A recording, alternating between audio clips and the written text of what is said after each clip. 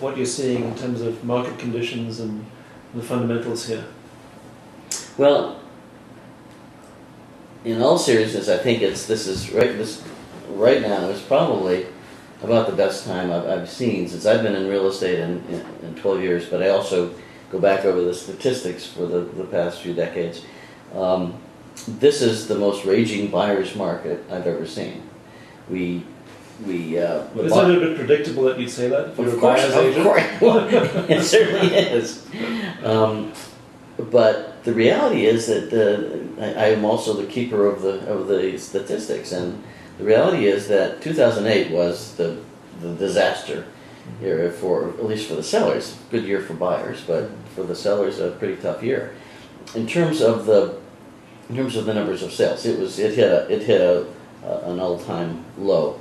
Normally, let's say with single-family homes, there are about 400 or 500 sold in a given year, even in a normal year, whatever normal is these days. But and in 2008, that there were about, I think, 227 homes sold. My goodness. So that's certainly bottom in terms of we'd have to go back a few decades to see that few homes sold. So we hit a bottom in terms of numbers of sales in 2008. We hit the bottom about a year ago, in January 2009, in terms of the sales price, which was at that point $369,000 was the median selling price of a home. Then, and that had come down hugely from its peak, had it not? Good Lord, yeah! Back in the spring of 2006, the height of the raging bull market, that figure had hit 660,000. So that's huge. Yeah, it's huge. What's happened now, though, is that we hit the bottom of the market in terms of the price in January 2009, and that price has not really gone up. It went up a little bit into the 400s and then floated back down. Right now, as of February 2010, that figure is about 405,000 for the median selling price of a home. So it's still it stayed in that around the low 400s for the past year. The reason that's actually odd, though. We've sort of suspended the law of supply and demand. Sales have been up dramatically. Sales in 2009 went up 52% over 2008 for single-family homes. So last year there were 300. Yeah, that's really bucking the trend for the national average, isn't it? I mean, it is. So Sedona seems to be much healthier.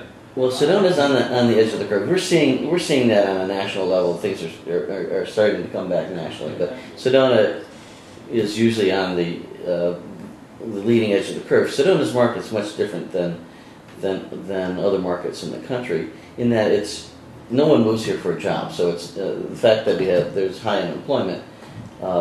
It doesn't affect us because basically people come here. They're either coming to retire or have a vacation home or a second home.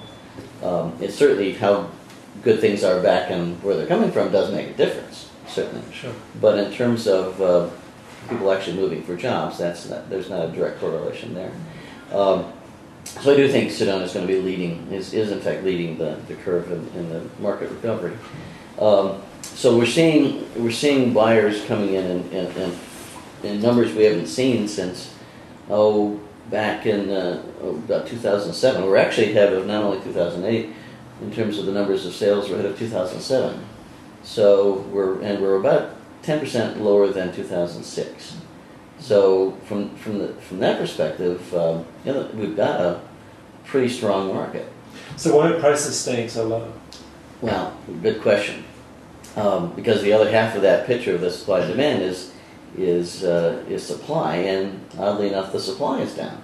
The inventory of homes is off about 26% from 2008. I think a lot of that are people just holding things back. Well, for one thing, things have been selling, but also people are holding some homes back. So you've got significantly increased demand and decreased supply. You would think the prices would have gone up. The reason they haven't, in my opinion, is that there's sort of a wet blanket effect from a fairly large number of foreclosures. Mm-hmm. Foreclosures and short sales. Short sales are sort of pre-foreclosures. 31% of the sales in 2009 were foreclosures. Wow. And those foreclosure prices those properties sell significantly below what the market would seem to indicate would should be the reasonable price. But it is part of the market, so if I have a home I'm trying to sell that's not in foreclosure, I've got to compete with those foreclosures, so I have to keep my price down as well. Which is great for the buyer. Absolutely great for the buyer. The sellers can take heart because things are actually selling, but they're selling for a heck of a lot less than they once were. At all levels, we're seeing a lot of the foreclosures at let's say in the $200,000 range, but it's also affected the luxury range, and the luxury market is way off its numbers from previous years.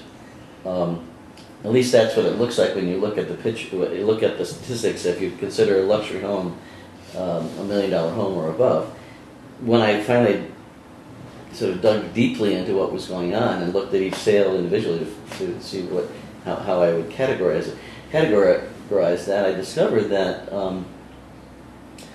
if you included as a luxury home what had been listed for over $1 million but sold for less than that, we're actually on a pace that's even stronger than the bull market. It's just that it's not that $1 million homes are not selling; it's that they're not selling for $1 million anymore. So it sounds like this is a great time to look at your dream home in Sedona if you have the resources to do that. Absolutely, at all levels, from the lower end of the market to the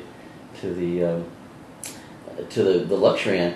What I'm happy about, and what I try to tell sellers is to take heart, and people in general, we're getting back to a much more healthy market in the sense that one of the concerns I had is when we got into this raging market back in 2004, 2005, we lost buyers. We kept pricing people out of the market.